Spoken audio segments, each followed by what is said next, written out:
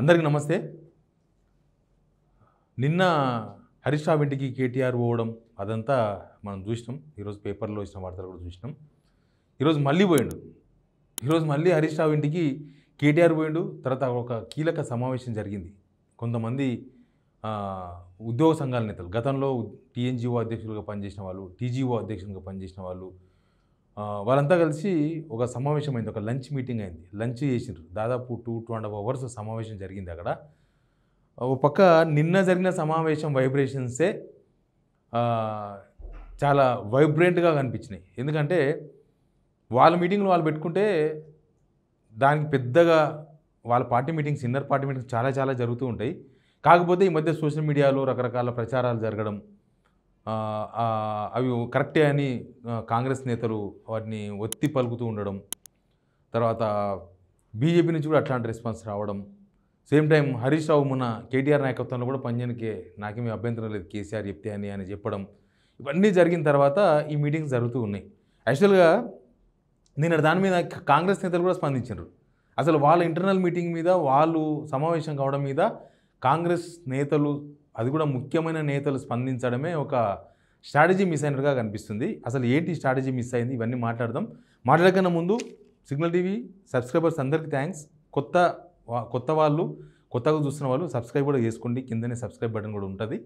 ఇక చర్చలో పోతే నా వెనుక కనిపిస్తున్నది నిన్నటి ఫోటో. ఇది నిన్న వాళ్ళ ఇంటికి పోయినప్పుడు కలిసి దిగిన ఫోటో. కానీ ఈరోజు ఈ వీడియో వచ్చింది బయటికి.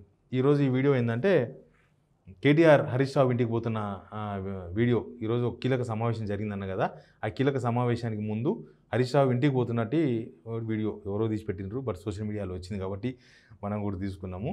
ఇట్లా ఒక మీటింగ్ జరిగింది. కేటీఆర్ ఉన్నారు, ఇంకా ఎవరో ఉన్నారు లీడర్. ఓకే, అయితే దీని మీద కాంగ్రెస్ వాళ్ళ స్పందన ఏమొచ్చింది తెలుసా? PCC chief Mahesh Kumar Goud మాట్లాడిండ్రు.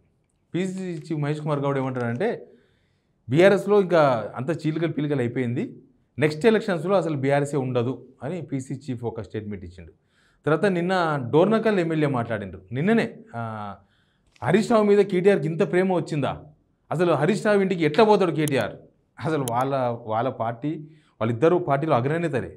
కేటీఆర్ అయినా హరీష్ రావు అయినా బీఆర్ఎస్ అగ్రనేతలు. ఇప్పుడు కేసీఆర్ తర్వాత వాళ్ళిద్దరే ఉన్నారు కదా. ప్లస్ వాళ్ళ ఇంటర్నల్ మీటింగ్, వాళ్ళు రక్త సంబంధం కూడా ఉంది కదా, వాళ్ళ బామార్దులు పోతే పోతారు, మాట్లాడుకుంటే మాట్లాడుకుంటారు, పాలిటిక్స్ ఏమైనా జరగవచ్చు. దానికి కాంగ్రెస్ రెస్పాన్స్ కావడమే ఒక బలహీనతలాగా కనిపించింది. ఒక స్ట్రాటజీ మిస్ అయింది అనేది ఒక బలహీనత. అంటే ఇప్పుడు వాళ్ళు రేవంత్ రెడ్డి ఇంటికి పోయిన అనుకో, అదొక పెద్ద మ్యాటర్ అవుతుంది. వాళ్ళు మహేష్ కుమార్ గౌడ్ ఇంటికి పోయిన అనుకో, అదొక పెద్ద మ్యాటర్ అవుతుంది, అదొక పెద్ద విచిత్రం అవుతుంది, అదొక మ్యాటర్ అవుతుంది, అదొక ఇష్యూ అవుతుంది. కానీ వాళ్ళ ఇంటికి వాళ్ళ పార్టీ నేత ఇంటికి వాళ్ళ పార్టీ నేత, వాళ్ళ బావ ఇంటికి వాళ్ళ బామారిది, వాళ్ళ బామారిది ఇంటికి వాళ్ళ బావ పోతే దానికి కాంగ్రెస్ వాళ్ళకి వచ్చిన ఇబ్బంది ఏందనేది ఎక్కడైనా క్వశ్చన్ రేజ్ అవుతుంది. వీళ్ళు భయపడుతున్నారా అన్న క్వశ్చన్ కూడా వస్తుంది కదా. వీళ్ళు భయపడి మాట్లాడుతున్నారా, అబద్ధతా భావంతో మాట్లాడుతున్నారా, అంటే వీళ్ళు మొత్తం కొట్టుకోవాలి, విడిపోవాలి అని చెప్పేసి కాంగ్రెస్ కోరుకుంటుందా అన్న సంకేతాలు వచ్చినాయి వాళ్ళు రెస్పాండ్ అయిన తర్వాత. అసలు పట్టించుకోదు, కాంగ్రెస్ వదిలేసేయాలి, వాళ్ళ స్ట్రాటజీ ఏందో వాళ్ళు మాట్లాడుకుంటారు. కాంగ్రెస్లో చాలా సమావేశాలు జరుగుతుంటాయి. అసలు కాంగ్రెస్లో ఎట్లుంది పరిస్థితి, కాన్స్టిట్యున్సీలో మీటింగ్లు పెడితే కొట్టుకుంటున్నారు, తన్నుకుంటున్నారు ఒక్కొక్కరు. అసలు వాటిని కంట్రోల్ చేసుకోవాలి ముందు వాళ్ళు, అప్పుడు కాంగ్రెస్ పరువు నిలబడుతుంది జనాలలో. సేమ్ టైం ఇప్పటి వరకు క్యాబినెట్ విస్తరణ కూడా చేసుకోలేదు. క్యాబినెట్ విస్తరణ జరిపితే ఏం జరుగుతుందో, ఒక పెద్ద ఉపద్రవమే జరుగుతుంది అన్నట్లుగా వ్యవహరిస్తున్నారు వాళ్ళు. అసలు క్యాబినెట్ అనేది పార్టీకి సంబంధించింది కాదు, అది ప్రభుత్వానికి, ప్రజలకు సంబంధించిన ఇష్యూ. ఆ ఇష్యూను కూడా కాంగ్రెస్ టేకప్ చేయలేకపోయింది. కానీ వాళ్ళిద్దరు కలవడంతోనే స్పందించడం అనేది వాళ్ళ మెచ్యూరిటీ పాలిటిక్స్ కాదేమో అనిపించింది. అంటే వాళ్ళిద్దరు కలిసి మాట్లాడుకుంటే మీరు ప్రచారం చేయొచ్చు, వాళ్ళు ఇచ్చకపోతే ప్రచారం చేయొచ్చు, ఏమైనా చేయొచ్చు, కానీ సందర్భం కూడా ఉంటుంది కదా, ఆ సందర్భం అనేది మిస్ అయినట్టుగా కనిపించింది. రైట్, ఈరోజు జరిగిన కీలక సమావేశం ఏంటంటే, ఈరోజు జరిగిన మొదటి సమావేశం కావచ్చు అది, కానీ బహుశా బీఆర్ఎస్ వాళ్ళ స్ట్రాటజీ కూడా కావచ్చు ఇది. ఇదంతా కేసీఆర్ సమక్షంలో జరుగుతుంది అనేది మాత్రం క్లియర్గా అర్థమవుతుంది. ఎందుకు క్లియర్గా అర్థమవుతుందంటే, ఇట్లాంటి వ్యూహాలు కేసీఆర్ ఉంటాయి 100%. వాళ్ళు ఆ మీటింగ్ పెట్టుకోవడం, ఈరోజు మళ్ళీ మీటింగ్ పెట్టుకోవడం, ఇవన్నీ చూస్తే మాత్రం 100% కేసీఆర్ రంగంలోకి దిగినట్టుగానే కనిపిస్తుంది. లేకపోతే కేసీఆర్ తెలియకుండా వీళ్ళు సమావేశాలు పెట్టుకునే అవకాశం లేదు. కాబట్టి కేసీఆర్ వ్యూహం వీళ్ళు అమలు చేస్తున్నట్టుగా అర్థమైంది. ఏంది వీళ్ళ వ్యూహం అంటే, ఇక ఇప్పటి వరకు ఈ సంవత్సరంన్నర అయిపోయింది. ఈ సంవత్సరంన్నరలో కాంగ్రెస్ గవర్నమెంటు సక్సెసా ఫెయిల్యూరా ఏంది అనేది ఎవరు ప్రోగ్రెస్ రిపోర్ట్ చేసిన అవసరం లేదు. జనమే ఓట్లేసి గెలిపించుకున్న జనమే రిపోర్ట్లు ఇస్తూ ఉన్నారు. ఇక ఈ గవర్నమెంట్ పని అయిపోయింది, ఈ గవర్నమెంట్ చేయలేకపోతుంది అనేది.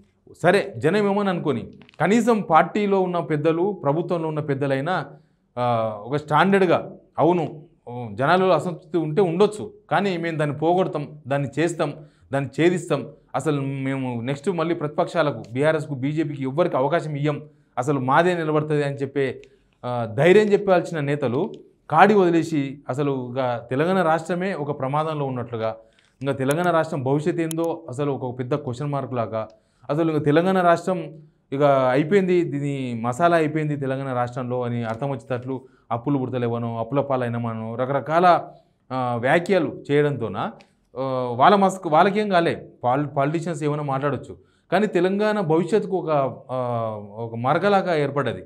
అది మొత్తం దేశవ్యాప్తంగా ప్రచారమైంది. తెలంగాణ దివాలా తీసింది, తెలంగాణలో ముఖ్యమంత్రి ఇట్లా మాట్లాడుతున్నారు, తెలంగాణలో ఇట్లా అవుతుందంట. కాంగ్రెస్ మొదలే ఉన్నదే వీళ్ళు 3 రాష్ట్రాలు, మొత్తం బీజేపీ ఉంది కదా, బీజేపీలు అందిపుచ్చుకుంటారు కదా, కాంగ్రెస్ దేశవ్యాప్తంగా ఫెయిల్ ఉందని చెప్పనికే తెలంగాణను ఒక ఉదాహరణగా బీజేపీ వాడుకుంటుంది. అక్కడ ఇక్కడ మొత్తం అదే ప్రచారం నడుస్తుంది. ఈ టైంలో తెలంగాణకు ఒక బలమైన లీడర్షిప్ కావాలి అనే అంశాన్ని జనాలకు తీసుకుపోవాలనేది వీళ్ళ ప్లాన్. దానికి అస్త్రం ఇచ్చింది రేవంత్ రెడ్డి గారే. రేవంత్ రెడ్డి గారు అవన్నీ మాట్లాడకపోతే బీఆర్ఎస్ వాళ్ళు నాకు తెలిసి ఇప్పుడు ఇంత కీలక సమావేశాలు, ఇప్పుడు ఇంత ఇంపార్టెంట్ సమావేశాలు లేకపోతే మనం ఇప్పుడే జనాలకు పోవాలని ఎప్పుడు ప్రతిపక్షం అనుకోదు. ఎందుకంటే ఎలక్షన్ ఇప్పుడు లేదు, 3.5 years ఉంది, ఇంకా 3.5 సంవత్సరాల ముందే తెలంగాణకు ఒక బలమైన నాయకత్వం కావాలి, బలమైన నాయకత్వం లేదు అని రేవంత్ రెడ్డి ప్రూవ్ చేస్తున్నారు. కాబట్టి రేవంత్ రెడ్డి మాటల ద్వారా అది జనాలకు అర్థమైతే మాట్లాడుతున్నారు. కాబట్టి ఇప్పుడు వాళ్ళకు ఒక అస్త్రంగా తెలంగాణకు ఒక బలమైన నాయకత్వం కావాలన్న ఒక నినాదాన్ని వాళ్ళు తీసుకొని అవకాశం దొరికింది. ఇప్పుడు ఆ నినాదాన్ని తీసుకొని వాళ్ళ జనాలకు దారిపోతామంటున్నారు. ఇప్పుడు ఏంది వాళ్ళ ప్లాను? ఇవాళ మీటింగ్ అయింది ఏంది? పాత ఉద్యోగ సంఘాలు శ్రీనివాస్ గౌడ్ కావచ్చు, స్వామి గౌడ్ కావచ్చు, లేకపోతే మిగతా వాళ్ళు మామిళ్ళ రాజేందర్ కావచ్చు, టీఎన్జిఓ ప్రెసిడెంట్గా పనిచేసిన అతను, తర్వాత మిగతా నేతలు కావచ్చు, దేవిప్రసాద్ లాంటి నేతలు కావచ్చు, వీళ్ళంతా టీఎన్జిఓ ప్రెసిడెంట్గా పనిచేసిన వాళ్ళు, ఉద్యమం టైంలో కీలకంగా పనిచేసిన వాళ్ళు. మళ్ళీ ఇప్పుడు వీళ్ళతో సమావేశం జరిగింది. వీళ్ళు పార్టీ లీడర్లే కావచ్చు, కానీ పార్టీకి అనుబంధం కాకుండా ఇండివిజువల్గా నియోజకవర్గ స్థాయిలో సమావేశాలు పెట్టాలి. ఆ సమావేశానికి ఉద్యోగ సంఘాలను పిలవాలి, అవసరమైతే రిటైర్డ్ ఉద్యోగులు పిలవాలి, నిరుద్యోగులు పిలవాలి, అక్కడున్న మేధావులను పిలవాలి, అక్కడున్న తెలంగాణ వాదులు పిలవాలి. ఇట్లాంటి వాళ్ళందరినీ పిలిచి అసలు వాట్ ఈజ్ తెలంగాణ భవిష్యత్, తెలంగాణ ఇప్పుడు ఇంత అగమ్య పరిస్థితిలో ఎందుకుంది అనే విషయాన్ని వాళ్ళు చెప్పదలుచుకుంటున్నారు. అదొక్కటే ప్లాన్ కాదు, ఇట్లాంటి సమావేశాలు వరుసగా జరుగుతాయంటున్నారు. ఒకరితో మాట్లాడితే రేపటి నుంచి ఎస్సీ, ఎస్టీ, బీసీ ఇట్లా సామాజిక వర్గాల వారిగా సమావేశాలు జరుగుతాయి. వాళ్ళు కాన్స్టిట్యున్సీలో పోయి మళ్ళీ సమ్మేళనాలు పెడతారు, వాళ్ళు మళ్ళీ అక్కడ పోయి మీటింగులు పెడతారు, అక్కడ పోయి రకరకాల కార్యక్రమాలు చేస్తారు. అంటే వాళ్ళ యాక్టివిటీని బీఆర్ఎస్ యాక్టివిటీ కేవలం తెలంగాణ భవన్ కేంద్రీకృతం కాకుండా, కేవలం హైదరాబాద్కు మాత్రమే లిమిట్ కాకుండా మొత్తం గ్రామస్థాయికి తీసుకుపోవాలనేది ఒక ప్లాన్గా కనిపిస్తుంది. ఇది కూడా రేవంత్ రెడ్డి గారు ఇచ్చిన అవకాశమే. ఎందుకంటే సంవత్సరాల గవర్నమెంటు ప్లస్సా మైనసా, పాసా ఫెయిలా అని చెప్పే అవకాశం ఎప్పుడు దొరకదు. ఏ పార్టీ ప్రభుత్వంలో ఉన్నా, ఎంత దరిద్రమైన పార్టీ అధికారంలోకి వచ్చినా, ఎంత దరిద్రమైన పాలన ఉన్నా ఎవరు కూడా ఇది ప్లస్సా మైనసా అని అప్పటికప్పుడు చెప్పలేరు. ఇంకా చాలా టైం ఉంది కదా, ఎలక్షన్స్ టైంలో మాట్లాడుకుందాం, ఎలక్షన్స్ టైంలో తెలుస్తుంది ఎవరేందో అనే ఒక భావన ఉంటుంది ఎవరిలో అయినా. కానీ ఇప్పుడు తెలంగాణలో ఎవరినైనా అడగండి, చిన్న పిల్లగాని అడగండి, కొద్దిగా పొలిటికల్ నాలెడ్జ్ వాళ్ళని అడగండి, మేధావులను అడగండి, మామూలుగా మన తెలంగాణ మట్టి మనసులను అడగండి, చెప్తారు ఈ గవర్నమెంట్ ఫెయిల్ అయిందని చెప్తున్నారు. సింపుల్, ఇంకేం లేదు, ఫెయిల్. ఆ చర్చ ఇప్పుడే జరగడం అనేది కాంగ్రెస్ మైనస్. ఇప్పుడు ఆ చర్చను వాళ్ళకు అనుకూలంగా మర్చుకునే ప్రయత్నం చేస్తున్నారు. వాళ్ళు ఇప్పుడు ఇట్లాంటి సమావేశాలను పెడతామంటున్నారు. పార్టీ మొత్తం ఇక్కడ హైదరాబాద్ కాదు, గ్రామ స్థాయిలో విషయాలు చెప్తాం, అసలు తెలంగాణ ఏం కోల్పోయింది ఈ సంవత్సరంలో అది మేము ఊరూరా తిరిగి చెప్తామంటున్నారు. ఆ అవకాశం ఇచ్చింది కూడా ఈ గవర్నమెంటే. వీళ్ళు నోరు జారడం, లేకపోతే ముఖ్యమంత్రి కదా అనో, మంత్రి అని అనో, ఏదో నోటుకొచ్చిన మాటలు మాట్లాడడం. వీళ్ళు ఏంటంటే రేవంత్ రెడ్డి ఏంటంటే బీఆర్ఎస్ ఫెయిల్యూర్ ఉందని చెప్పదలుచుకున్నారు. బీఆర్ఎస్ ఫెయిల్యూరు 10 సంవత్సరాలు ఫెయిల్యూర్ అయింది అని చెప్పదలుచుకున్నారు. అది చెప్పదలుచుకున్నప్పుడు మన మీద కూడా చెప్పగలగాలి. ఇప్పుడు వాళ్ళకన్నా మనం బెటర్గా చేస్తున్నప్పుడు వాళ్ళ ఫెయిల్యూర్ మనం ఎత్తి చెప్పడానికి, వాళ్ళ ఫెయిల్యూర్ని జనాలకు తీసుకుపోవడానికి అవకాశం దొరుకుతుంది. కానీ వాళ్ళ ఫెయిల్యూర్ కన్నా మనమే ఎక్కువ ఫెయిల్యూర్ అయితే, ఇప్పుడు మనం బాగా ఫస్ట్ క్లాస్ పాస్ అయినామనుకో, మన కిందోనికి చెప్పనికి వస్తుంది, అరే బాగా చదువుకోరా భయ్, నాకు 900 మార్కులు వచ్చిన 1000కి నువ్వు 950 తెచ్చుకో, బాగా చదువుకో అని చెప్పడానికి వస్తుంది. 1000కి నాకే 250 మార్కులు వచ్చినాయనుకో, నేను ఎవరికి చెప్తా?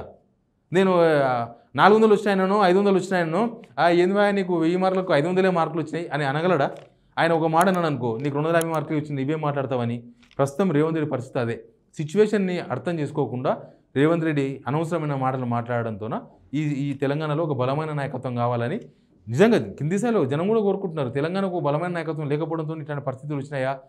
అసలు ప్రతి ఒక్కటి కూడా కేసీఆర్తో పోల్చుకోవడం అనేది రేవంత్ రెడ్డి ఫెయిల్యూర్, అది ఈ గవర్నమెంట్ ఫెయిల్యూర్. అది ప్రతి ఒక్కటి జనాలు అంత కోపంతో బీఆర్ఎస్కు ఓటు వేయొద్దు, అసలు ఎట్టి పరిస్థితుల్లో బీఆర్ఎస్కు ఓటు వేయొద్దు, ఎట్టి పరిస్థితుల్లో బీఆర్ఎస్ను ఓడించాలి అని డిసైడ్ అయ్యి కాంగ్రెస్కు ఓటేసిన జనము సంవత్సరాలు తిరగంగానే లేదు అసలు బీఆర్ఎస్కు ఓటేయకుండా తప్పు అని చేసినాం, కాంగ్రెస్కు ఓటేసి తప్పు చేసినాం అనే స్టేజ్లో చర్చ జరుగుతుంది అని అంటే దాన్ని అర్థం చేసుకోలేకపోతుంది ఈ ప్రభుత్వం.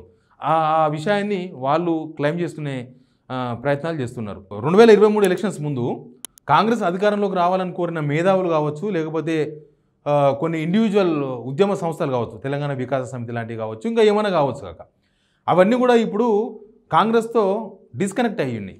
అంటే కాంగ్రెస్ గవర్నమెంట్ రావాలని కోరిన తెలంగాణ మేధావులే, కోనరాం గురించి నేను మాట్లాడతలేను, కోనరాం ఒక్కడే కాదు మేధావి అంటే, మేధావులు ఈ సంవత్సరాల పాలన చూసిన తర్వాత తప్పు చేసినాం, వీళ్ళకి సపోర్ట్ చేసేది లేకుండే, కాకపోతే అప్పుడున్న సిచ్యువేషన్లో కాంగ్రెస్ రావాలని కోరుకున్నాం, కానీ వీళ్ళు సంవత్సరాలలో మొత్తం పెంట చేసిండ్రు, ఒక అవినీతి పాలన అనేది ఒక పెద్ద ముద్ర పడ్డది, అది వెరీ డేంజరస్. తెలంగాణలో అవినీతిని మాత్రం ఎట్టి పరిస్థితిలో ఉపేక్షించేది లేదు. అవతలలో అవినీతి చేసిరని చెప్పే కన్నా ముందు మన మీద వచ్చిన అవినీతి మసాలేందో కూడా కాంగ్రెస్ వాళ్ళు ఆలోచించాల్సిన టైం కదా ఇది. ఇప్పుడు నిన్న కొండ సురేఖ మాట్లాడలే, మా మంత్రులు అనే కానీ మంత్రులు అంటే వాళ్ళే ఉన్నది. కాంగ్రెస్ గవర్నమెంట్లో బీజేపీ లీడర్లు లేకపోతే బీఆర్ఎస్ లీడర్లు ఎంఐఎం లీడర్లు ఎవరు మంత్రులుగా లేరు, కాంగ్రెస్ వాళ్ళే మంత్రులుగా ఉన్నారు. ఫైల్ మూమెంట్ కావాలంటే డబ్బులు తీసుకుంటారు కానీ మామూలు తీసుకుంటారు కానీ నేను తీసుకోను అంటే దాని అర్థం ఏంది?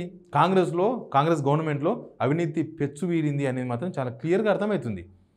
కాంట్రాక్టర్స్ 20% కమిషన్ అని, సొంత పార్టీ ఎమ్మెల్యేలు 30% కమిషన్ అని, ఇవన్నీ బయటికి రావడము కాంగ్రెస్ గవర్నమెంట్ పైన ఒక పెద్ద ముద్ర పడ్డది. అవినీతి పాలన నడుస్తుంది ఇక్కడ, ఎవరికి వాళ్ళు ఇదే అవకాశం, మళ్ళీ అవకాశం రాదు, ఇప్పుడే మనం ఏం చేసినా అని చెప్పి ఎవరికి వాళ్ళు కుమ్ముకుంటున్నారు అనేది తెలంగాణ ప్రజలకు అర్థమైంది. ఇది కూడా ఈ గవర్నమెంట్ ఫెయిల్యూరే. మరి గవర్నమెంట్ ఫెయిల్ అయినప్పుడు అవతలు ఊరుకుంటారా? ప్రతిపక్షం అందిపుచ్చుకునే ప్రయత్నం చేయదా? వాళ్ళు అందిపుచ్చుకునే ప్రయత్నం చేస్తే యువతల బెదురుకున్నట్టుగా లేకపోతే అభద్రతా భావంతో ఉన్నట్లుగా కాంగ్రెస్ నుంచి వచ్చే రెస్పాన్స్ ఆ పార్టీకి ఒక వీక్గానే చూడాల్సి వస్తారు తప్ప అది బలమైన పార్టీగా లేకపోతే వీళ్ళు బలమైన నాయకత్వంగా లేకపోతే బలమైన ఒక ప్రభుత్వంగా చూసే అవకాశం ఎక్కడ కనిపిస్తలేదు. కాబట్టి తెలంగాణ జనం కూడా బేరీజ్ చేసుకుంటారు కదా, ఎవరైనా బేరీజ్ చేసుకుంటారు కదా. మనం ఒక షాప్కి పోతాం, ఒక దగ్గర ఒకటి కొన్నాం, తర్వాత అది మంచిగానే ఉన్నది, ఆయన ఏదో రేట్ ఎక్కిచ్చిండనో లేకపోతే ఆయన సరిగా మాట్లాడలేదనో ఇంకొక షాప్కి పోతాం, సేమ్ అదే కొంటాం, అది క్వాలిటీ బాగాలేదు, లేకపోతే ఆయన మంచిగా మాట్లాడిండు, తీపి మాటలు మాట్లాడిండు, అన్నీ మంచిగా మాట్లాడిండు, తీరా ఆ సామాన్ ఇంటికి తీసుకొచ్చినాక నెలకే పాడైపోయింది. అప్పుడు ఏమనుకుంటాం, అరే వాడు తిట్టినా సరే కానీ ఆయనే బాగుండే, ఆ షాపులనే బాగుండే, మంచి క్వాలిటీ ఉంది, అప్పుడెప్పుడో సంవత్సరం కింద తీసుకున్నాం మంచిగా ఉన్నది, నెలకు దాన్ని తీసుకొస్తే ఇది పాడైపోయింది అని బేరీ చేసుకుంటామా వేసుకోమా? జనం కూడా బేరీ చేసుకుంటారు. జనం ఎందుకు పిచ్చోళ్ళ? జనం ఏమన్నా ఓట్లు వేసిన జనాన్ని మీరు పిచ్చోళ్ళలాగా చూసే ప్రయత్నం చేస్తే జనం అంత అది కాదు, జనం అదే బేరీజ్ వేసుకుంటున్నారు. ఆ బేరీజ్ వేసుకునే అవకాశం ఇచ్చింది సీఎం రేవంత్ రెడ్డి, మినిస్టర్లు, ఈ కాంగ్రెస్ ప్రభుత్వం.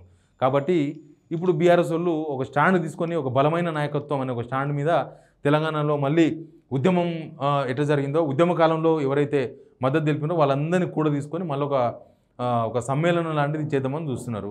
ఇది ఎక్కడ దాకా పోతుంది, ఎట్లా వస్తుంది రెస్పాన్సు జనాల నుంచి, ఇదంతా చూడాల్సిందే. కాకపోతే కాంగ్రెస్ ప్రభుత్వ ఫెయిల్యూర్ను మాత్రం జనాలకు తీసుకుపోవాలనుకున్నారు. జనాలు కూడా ఆ ఫెయిల్యూర్ చర్చించుకుంటున్నారు. కాబట్టి వీళ్ళు తీసుకుపోవడం లేకపోతే వాళ్ళు చర్చించుకోవడం ఇది ముందు ఎట్లాంటి ప్రభావం చూపిస్తుంది అనేది మాత్రం చూడాల్సిందే మనం. Please subscribe signal TV.